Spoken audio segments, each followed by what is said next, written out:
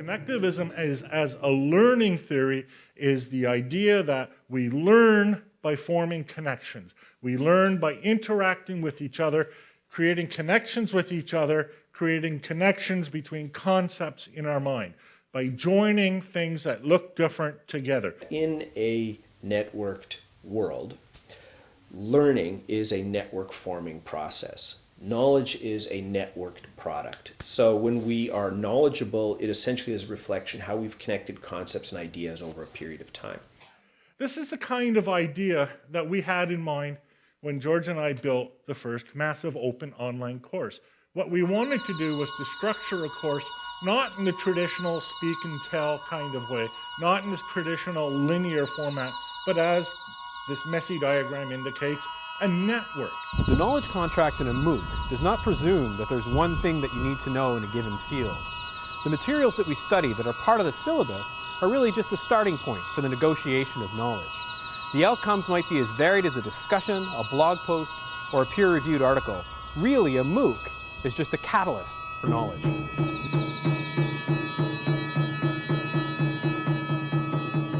George Siemens, who with me has developed and run away with the theory of connectivism, has recognized this probably as much as anyone else. So we ran a MOOC in 2008 with Stephen Downes. If you don't subscribe to his OL Daily newsletter, he continually provides insults for me, and I appreciate that. But if you want to be on top of the latest insults to George, sign up for OL Daily at downes.ca. It's a terrific daily newsletter on educational trends. A major offshoot from connectivism is the MOOC, and there's been a lot of experimentation and study in MOOCs. Million learners that are taking MOOCs, hundreds of millions. I would approach, we're probably in excess of billions of dollars invested if you include the costs that individual campuses have put into the running of MOOCs.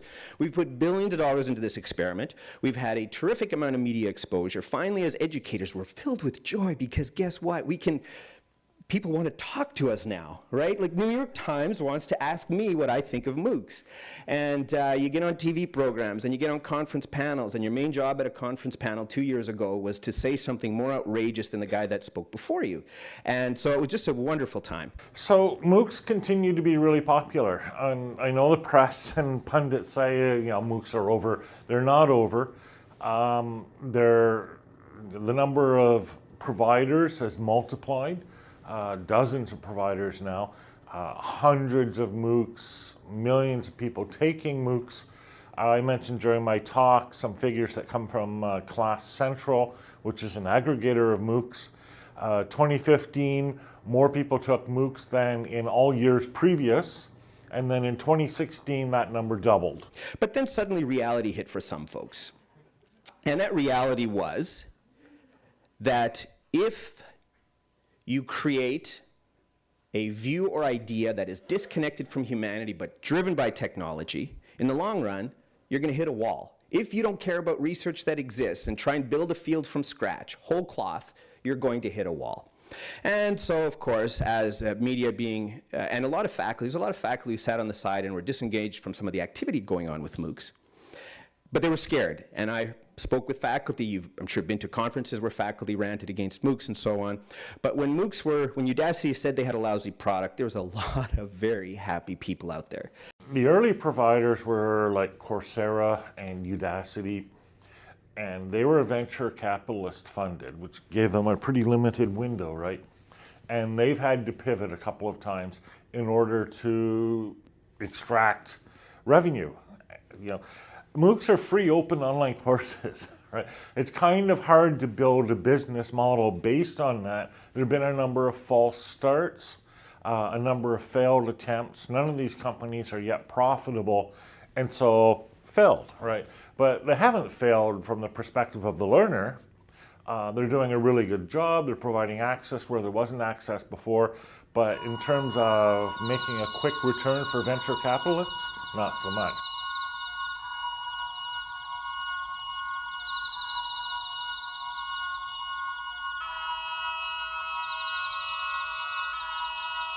I talked about personal learning environments a lot over the last 6 years. Everybody wants to see a personal learning record. Everybody. And so it's only a matter of time. And things like this happen again and again, and again and again. And things like this happen again, and things like this happen again.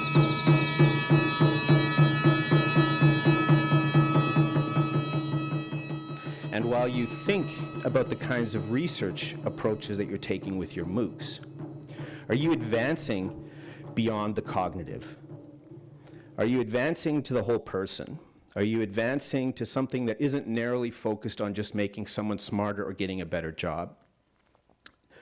As a colleague recently put it, perhaps when we're trying to educate the brain, we should also consider reaching for the heart.